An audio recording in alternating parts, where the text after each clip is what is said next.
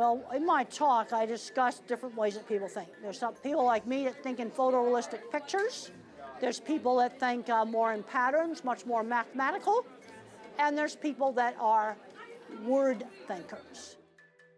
When I first started out and worked in the livestock industry, I thought everybody was a visual thinker. I didn't know that other people had different ways of thinking.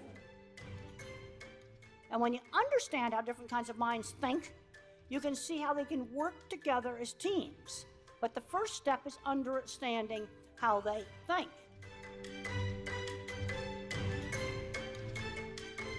One of the things we need to be doing is realize they are different kinds of minds, and the different kinds of minds are good at different things.